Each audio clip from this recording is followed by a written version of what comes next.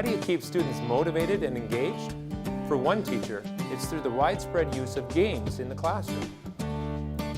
My name is Karen Swark. I am a 6th grade teacher at St. Patrick's Fine Arts Elementary, and this is my 11th year teaching in Holy Spirit Catholic Schools and my 7th year teaching here at St. Pat's. Group 6, you are correcting your math test and then playing Prodigy.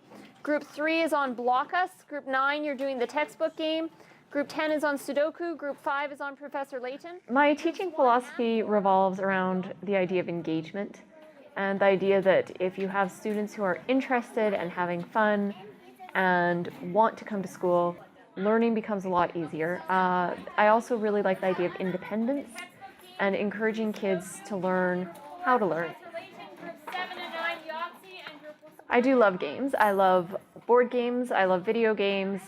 I love role-playing games. I play a lot of games myself, and it was kind of natural for that to bleed into the classroom. Okay, and you just keep going. So when somebody gets to 1, the game stops, you score a point, and you reshuffle the cards. So Matt gets a point? Or like no, he's at -1. You have to be at +1. The thing that really caught my attention first off was this idea of failure. So what happens when kids play a video game especially is that they're willing to try over and over again. You give a kid a math test and they fail it and they say, well, I suck at math, I'm done. So that was my first jumping point, was this idea of learning through failing.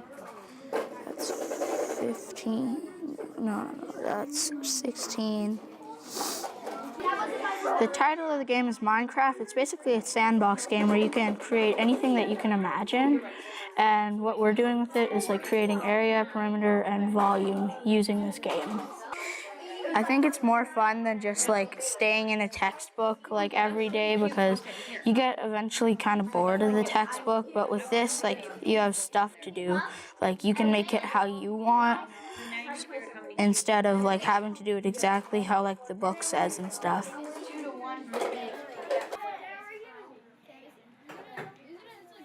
Because I play so many games on my own, as I played them, because I'm a teacher, and when you're a teacher you do look at things with an educator's eye, I started just really noticing how many of the games I play involve deep problem solving and creative thinking, and count how many little lines. From there it was a pretty easy leap to say, well, maybe I should be bringing some of these into this classroom. If this game is teaching exactly what I would like to teach, but in a much more fun and engaging way, why on earth would I not use it in my classroom?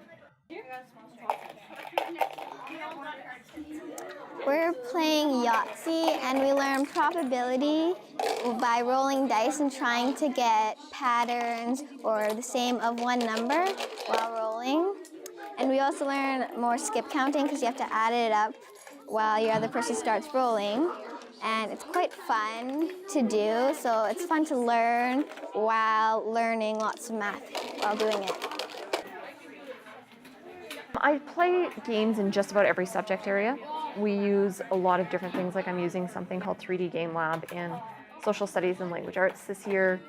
I use games in lots of different areas, but math is the place where I really feel like it has revolutionized the way I teach.